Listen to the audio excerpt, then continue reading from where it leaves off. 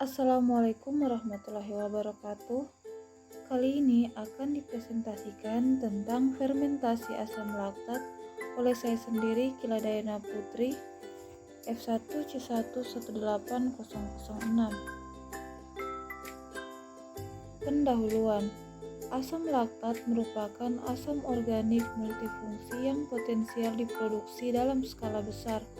Pertama kali diproduksi secara komersial oleh Charles E. Avery di Littleton, Massachusetts, USA pada tahun 1881.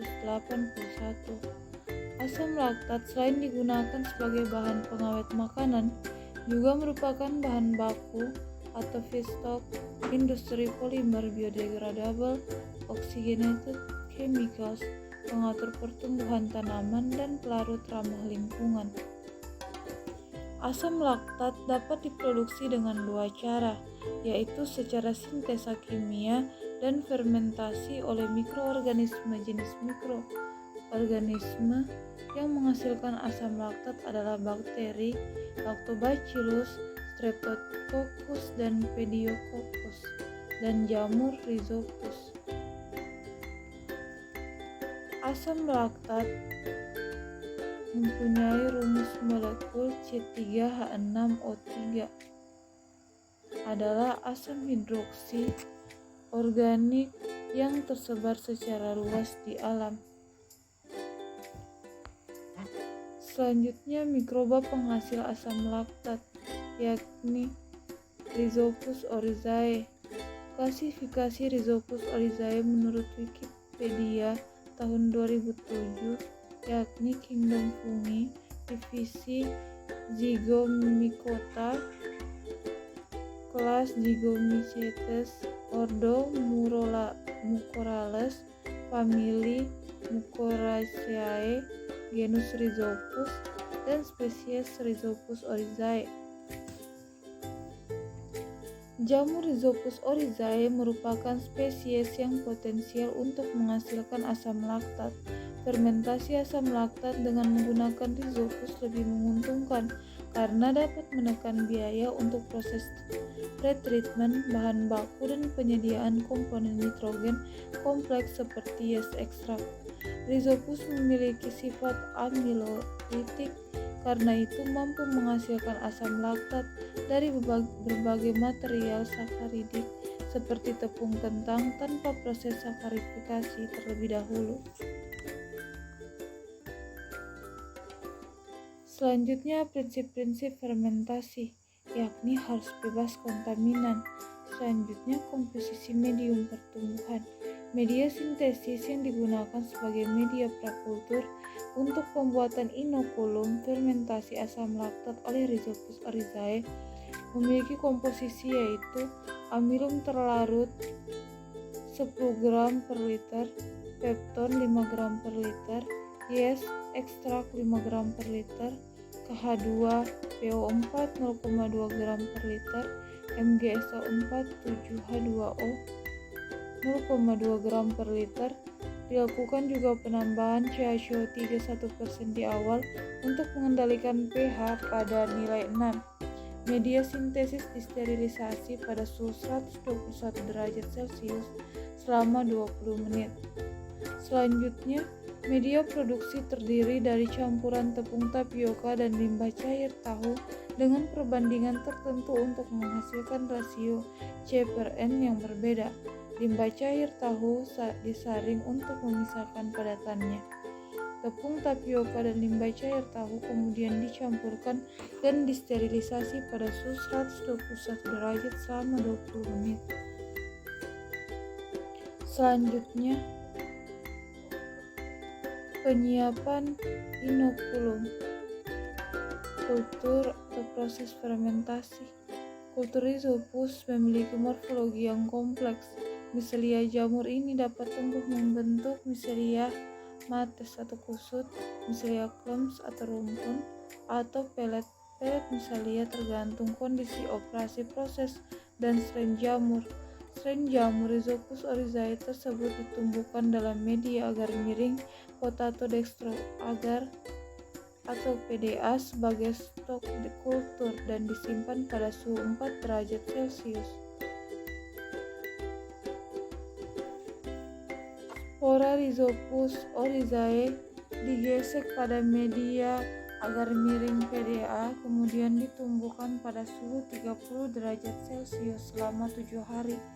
Selanjutnya, spora Rhizopus oryzae yang terbentuk dilepaskan dari permukaan agar miring dengan menggunakan jarum OC dan suspensikan ke dalam larutan air demineralisasi steril.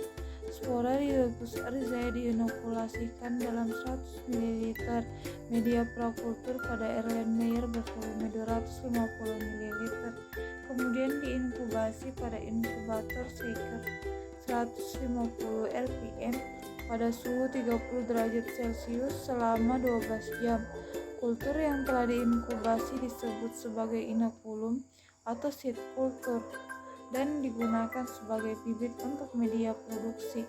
Selanjutnya dilakukan proses fermentasi secara batch dalam Erlenmeyer 250 ml dengan volume media produksi 100 ml. Variasi komposisi media produksi adalah 20, 30, 40, dan 50 gram tepung tapioka untuk setiap liter limbah cair tahu untuk menghasilkan rasio C/N 1,6, 2,4, 3,2, dan 4. Setiap pin berisi 10 buah Erlenmeyer. Setiap Erlenmeyer mewakili satu interval waktu fermentasi. Waktu fermentasi berlangsung selama 72 jam dengan interval pengambilan data setiap 8 jam. Media produksi kemudian diinokulasi dengan 7 ml inokulum dan ditempatkan dalam inkubator shaker dengan laju pengadukan 150 rpm dengan suhu 30 derajat Celcius. Selanjutnya, tahap produksi akhir, pemurnian pemisahan produk.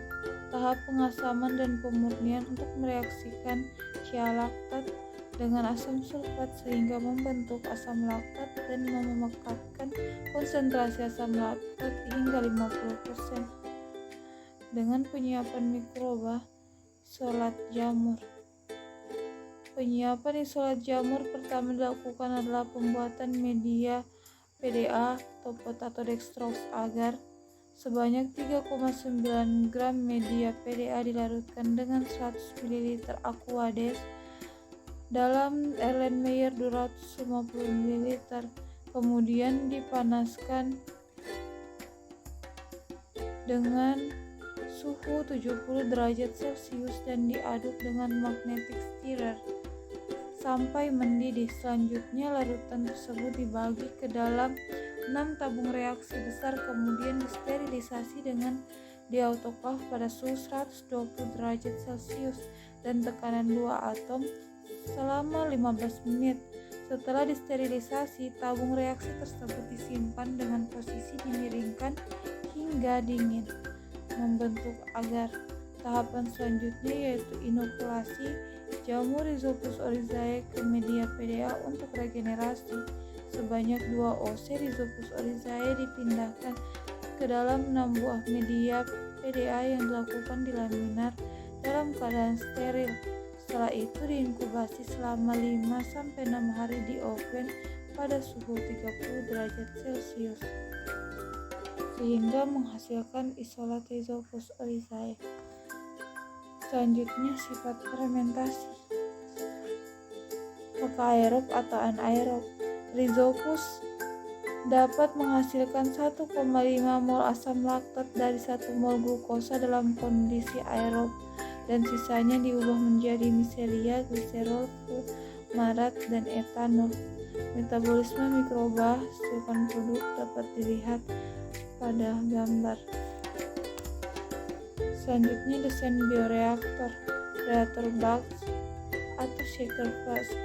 Fermenter merupakan wadah tempat berlangsungnya pertumbuhan mikroorganisme dan pembentukan produk selama proses fermentasi berlangsung.